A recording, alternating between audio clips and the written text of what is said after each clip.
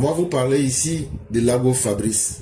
Malheureusement, je n'aime pas trop parler des individus parce que c'est trop réducteur, et puis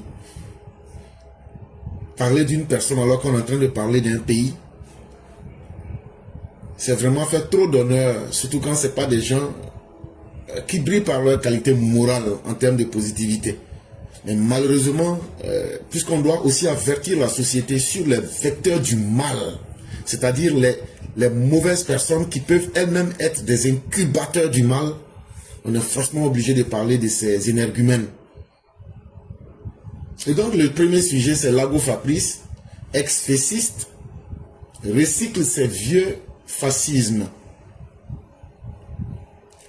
Dans le cirque tapageur des réseaux sociaux où la légèreté se déguise en courage, ou la provocation en pensée politique, Lago Fabrice, alias Steve Biko, s'est offert une sortie dont la gravité dépasse le ridicule apparent. Ses propos assumés d'hier contre le président Alassane Ouattara ne relèvent pas de la simple impertinence. Ils composent une partition malsaine où l'insulte se confond avec l'incitation, où la mémoire collective se trouve bafouée. Ce n'est plus de la critique, c'est un rappel à l'exhumation des propos fascisants qui ne sont pas de nature à entretenir un climat de paix et de sérénité. On pourrait croire par grandeur d'âme qu'il convient de se taire devant de telles fadaises. Mais la complaisance face à l'infamie n'est pas de la hauteur, c'est même une abdication.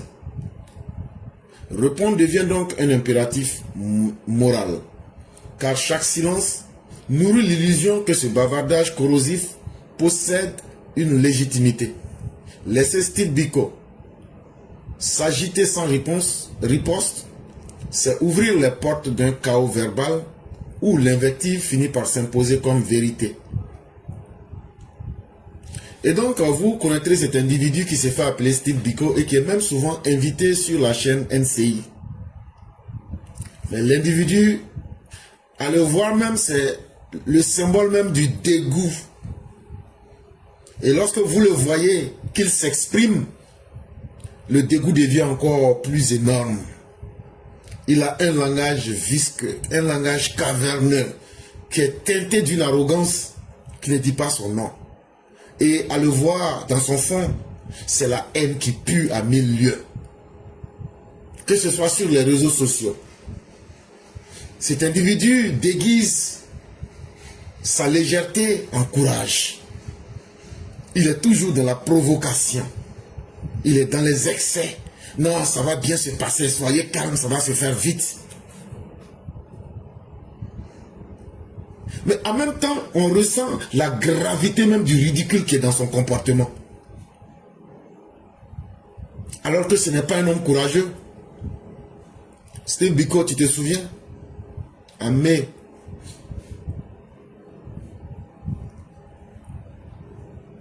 à Cocody, la nuit, tu peux te souvenir? Tu n'as même pas fait la mine d'un homme le plus courageux. Hein?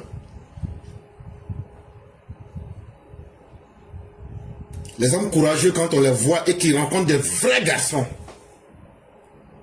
on sait qui a baissé la tête. Mais ton impertinence, on va mettre fin à ça. Parce que Steve Biko est un individu très malsain en société. Chez lui, l'insulte et l'incitation même à tout ce qui est vraiment dégoûtant dans une société, c'est sa marque de fabrique.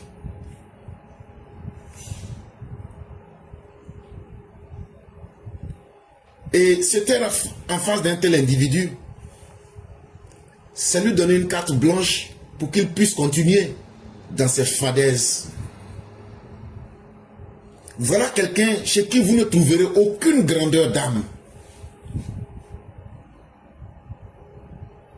Toujours inscrit au registre des infamies, c'est-à-dire des actes des plus ignobles. Et ça passe sur une télévision ivoirienne. Il faudrait que vraiment les télévisions ivoiriennes revoient leur copie en termes d'individus qui sont invités sur les plateaux. Parce que c'est une insulte à l'intelligence même des Ivoiriens. Et malheureusement, on se retrouve à répondre à de tels énergumènes qui ne font que semer le chaos verbal dans l'invective et dans toute forme d'ignominie pour essayer de choquer au plus profond des êtres. Parce que c'est ça aussi, quand on leur permet d'être sur des médias où le public suit, ces personnes comprennent qu'il faut marquer négativement la population au plus profond des âmes. Mais la AK n'a pas l'intelligence suffisante de déceler ces facteurs-là et de dire faites attention. La AK n'existe pas. La AK ne voit rien. La AK ne sait pas évaluer. Mais ce n'est pas étonnant quand ce sont des sbires du PDCI qui commandent et qui pilotent ces organisations-là. On n'est pas étonné de voir ce qui se passe.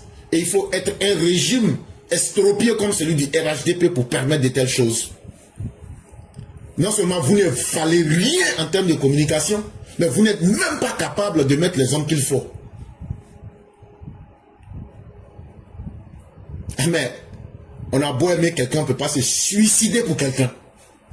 On a beau aimer quelqu'un, on ne peut pas se mettre en enfer pour la personne. Nous avons suffisamment averti. Nous avons suffisamment interpellé. Mais si l'autorité lui-même n'a pas les capacités de mettre les choses là où il faut, nous autres, nous ne pouvons rien faire que d'assister.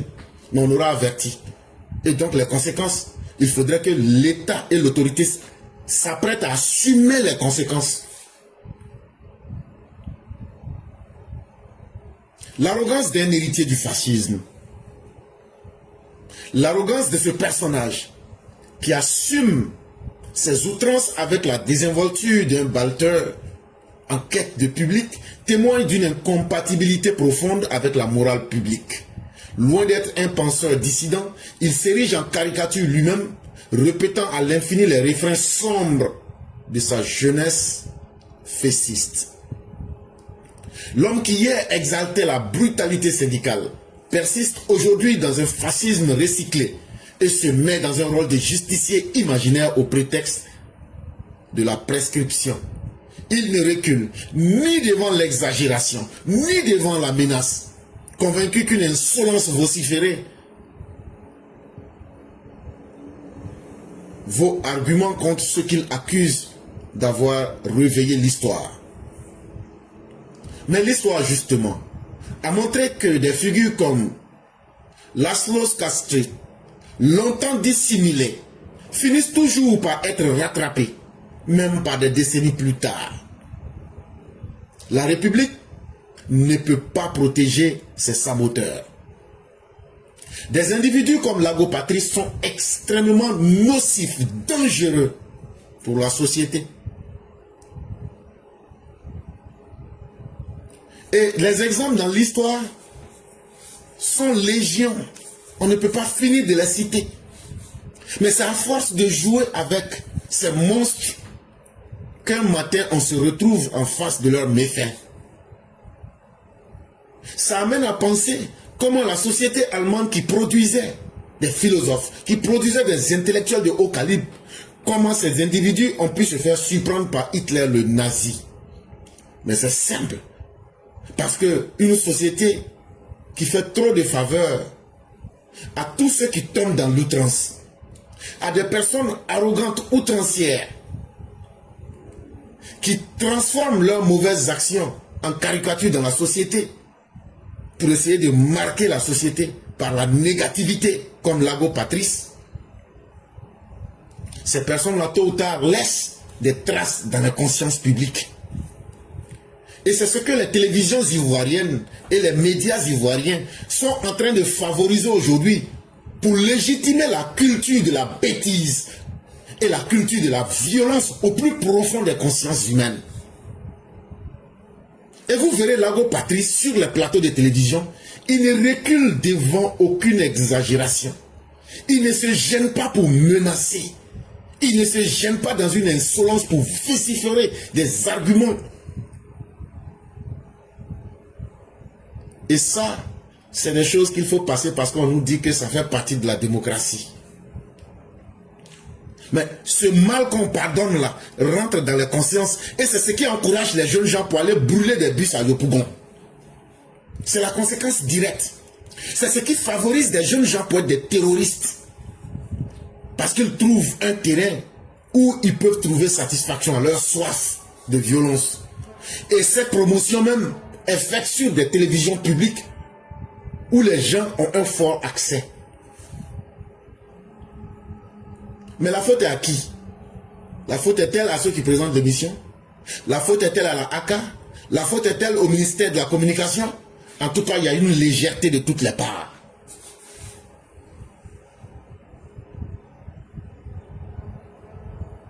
Et tant que la République va continuer à protéger les personnes qui sabotent la République elle-même,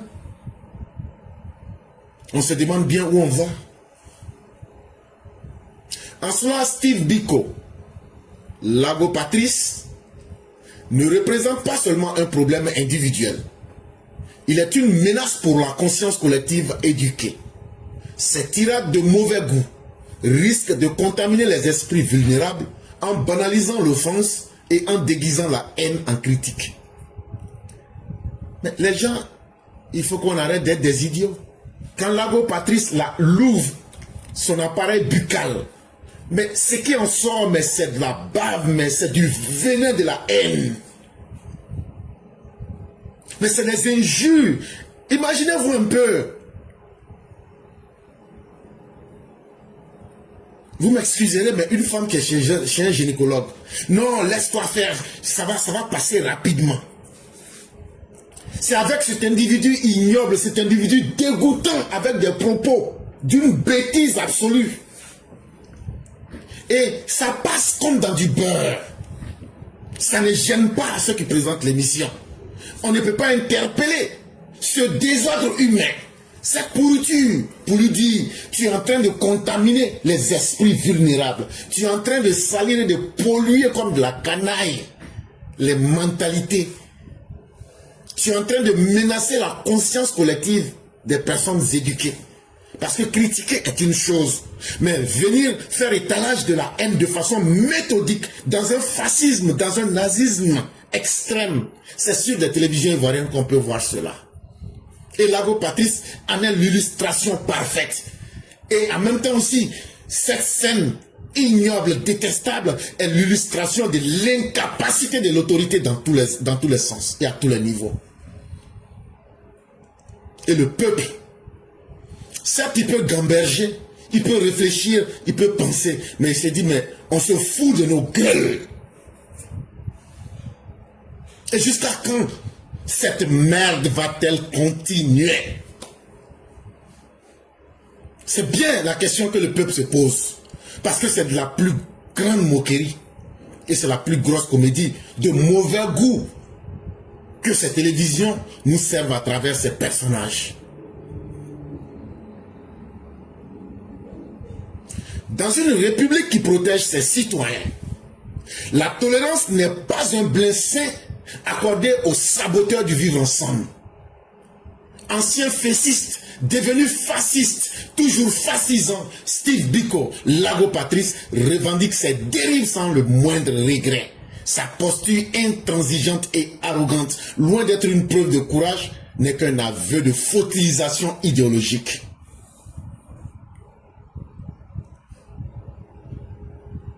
Nous sommes en train de créer des démons. Au travers de la politique, soit dit-on, on permet ce qui ne devrait pas. Et demain, on s'étonne des conséquences quand on verra cela dans la réalité. Est-ce que notre société n'est pas capable de faire la différence entre des fascistes, des nazis, des fossiles idéologiques du mal de Laurent Gbagbo? Et on leur permet de venir faire ça, cela. Et ça n'interpelle même pas le RHDP, qui a été le parti qui a le plus perdu et qui a le plus eu le dommage en termes de pertes en vies humaines. Et ça n'interpelle même pas. Le RHDP n'est même pas capable d'interpeller l'opinion publique. Parce qu'il y a la responsabilité aussi du parti là-dedans. Mais les dirigeants du RHDP n'ont même pas la capacité et l'intellect suffisant pour se lever pour dire nous n'accepterons pas que des criminels viennent rappeler tous les sombres souvenirs que ces fascistes qui ont brûlé des êtres humains vivants, qui ont cassé des têtes humaines avec des briques pleines, qui ont mis des pneus au cou des gens, qui ont fait violer des mères, qui ont fait violer des filles. Ces personnes qui ont éventré des êtres humains vivants, ces saboteurs de la République, ces ennemis de la dignité humaine, aujourd'hui, on les utilise pour en faire des cas, pour essayer, je ne sais dans quel objectif, de montrer que la démocratie peut permettre toutes sortes de bêtises. C'est ce qui permet à Steve Biko de ne pas se sentir gêné. En réalité, il ne s'appelle pas Steve Biko, il s'appelle Lago Patrice. Un haineux de la pire espèce, qui ne se donne pas de limite dans ses dérives et qui n'a aucun regret pour toutes les mauvaises actions qu'il a posées, qu'il pose et qu'il posera. Et qui ne se gêne pas pour faire posture de sa haine de manière intransigeante. Il n'est pas prêt à négocier sa haine avec quiconque. Parce que pour lui, exprimer sa haine de toutes les manières possibles, c'est une forme de courage. Mais ce courage n'est possible que en face d'un régime qui ne sait pas ce qu'il veut. En face d'un parti politique qui ne se souvient plus de sa propre histoire. Et en face d'un peuple qui est devenu quad.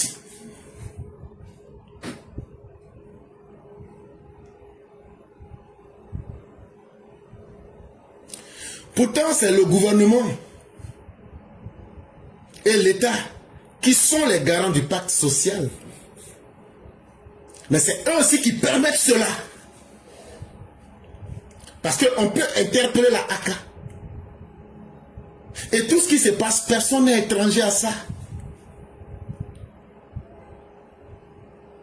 Mais jusqu'à quand l'État va-t-il continuer à protéger indéfiniment Lago Patrice qui piétine les fondements même de notre République? Ça, cette question, il faut qu'on la pose à l'État lui-même, au gouvernement du président Alassane Dramane Ouattara. Il faut que vous preniez vos responsabilités. Ça suffit. Nous en avons plus que marre.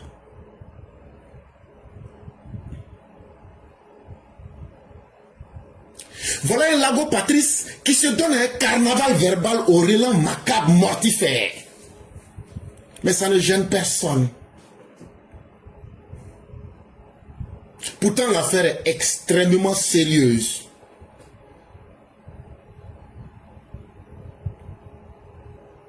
Et Steve Biko nous rappelle la laideur des sociétés humaines où tout est permis.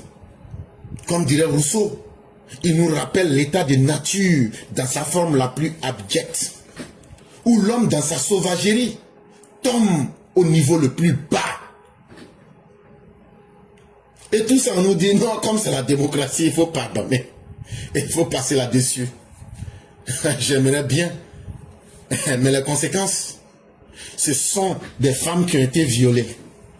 Ces femmes-là ont été violées parce qu'elles ne devraient pas exprimer leur idéologie. Ce sont des femmes qui ont été assassinées à Bobo parce qu'elles ne devraient pas donner leur idéologie. Ce sont des pères de famille qui ont été assassinés parce qu'ils n'ont pas eu la possibilité de donner leur idéologie. C'est ces mêmes personnes qui ont commis ces actes-là aujourd'hui qu'on fait passer pour qu'ils viennent recycler et nous répéter et à volonté menacer la société avec leur passé.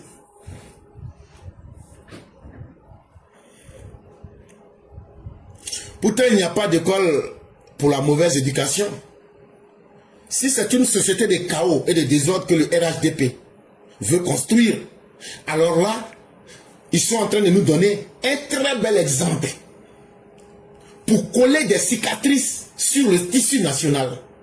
Là où Bédier a assumé son ivoirité pour diviser et désintégrer notre société, là où Laurent Gbagbo a utilisé ses escadrons de la mort pour martyriser notre société, le RHDP, le gouvernement du docteur président Alassane Ouattara, utilise son manque de courage et son manque de vision pour permettre aux malfaiteurs de perforer notre société.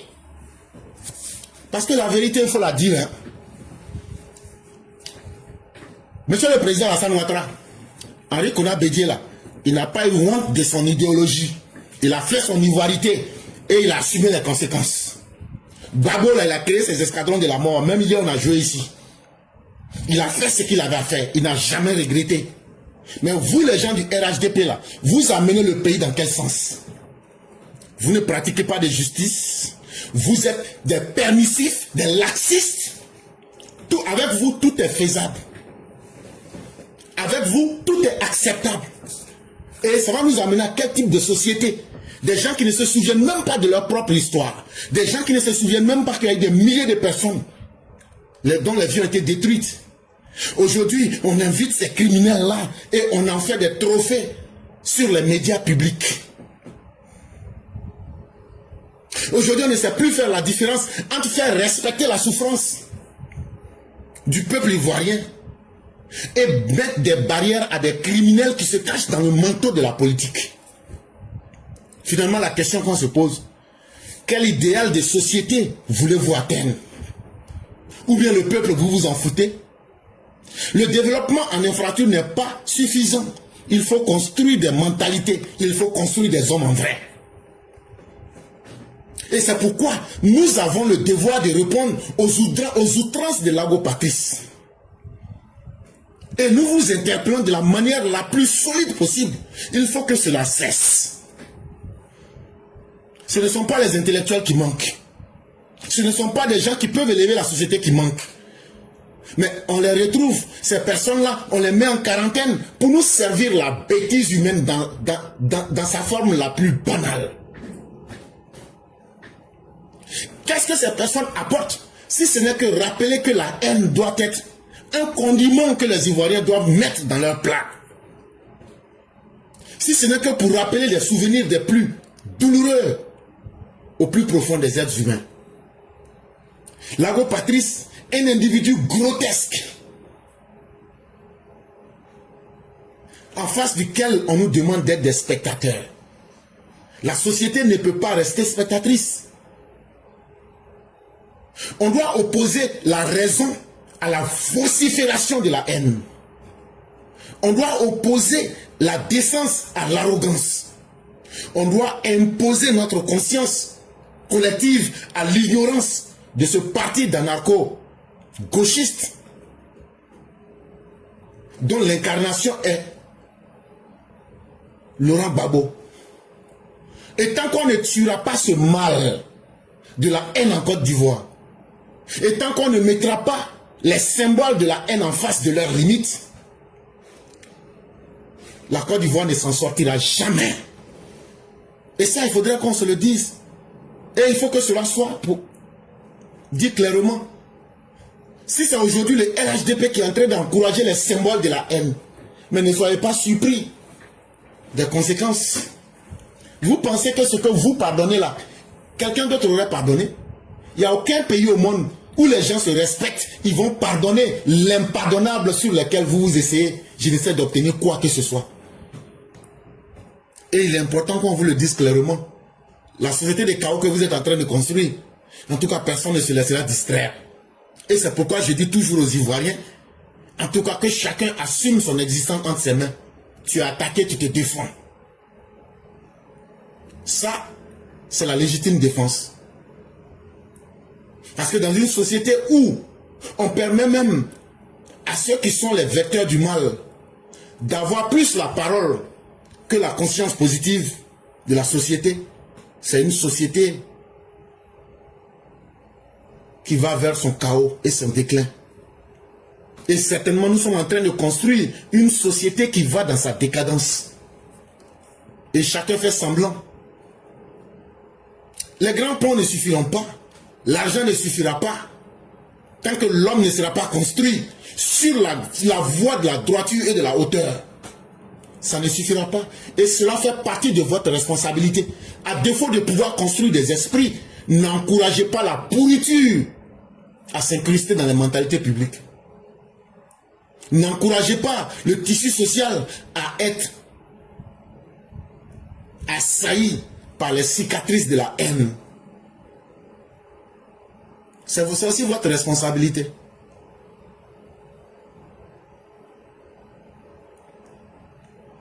En tout cas, nous autres, nous avons averti. Ça peut plaire comme déplaire. Chacun est libre de penser. Mais en tout cas, j'ai eu le courage de dire ce que je pense. Ça s'appelle aussi le sens de la responsabilité. À force de tout pardonner, on finit par un jour se retrouver en face de ce que l'Allemagne n'avait jamais imaginé. Le temps de s'en rendre compte, le petit monstre était devenu la machine de la mort, la machine du génocide, la machine de Auschwitz. Et c'est ce que la Côte d'Ivoire est en train de préparer. Ça devrait faire honte au gouvernement du RHDP qu'en 15 ans, nous n'ayons pas pu enterrer définitivement les vestiges de la haine, les vestiges du mal de la Côte d'Ivoire. Et on ne fait que retourner, aller en arrière. Après plus de 15 ans, c'est les mêmes discours de haine, les mêmes discours d'arrogance, les mêmes vociférations de la haine contre l'autre. Et on a pu pardonner ça. Quelle grave erreur politique. Est-ce que c'est parce que les politiciens qui sont en face n'ont pas l'intelligence suffisante? Ou bien la mort du peuple, ça ne vous dit pas grand-chose? Mais à un moment, le peuple, il prendra conscience. Et il va se dire, ma vie, je ne vais pas la laisser prendre par n'importe qui. Ne faites pas que le peuple va perdre confiance en vous. Il est temps que vous preniez des résolutions fortes contre ces criminels qui sont incrustés dans la politique, mais qui en réalité ne veulent voir qu'un génocide en Côte d'Ivoire. Non que de la haine gratuite pour tout le reste du monde, tant qu'eux n'ont pas atteint leurs objectifs.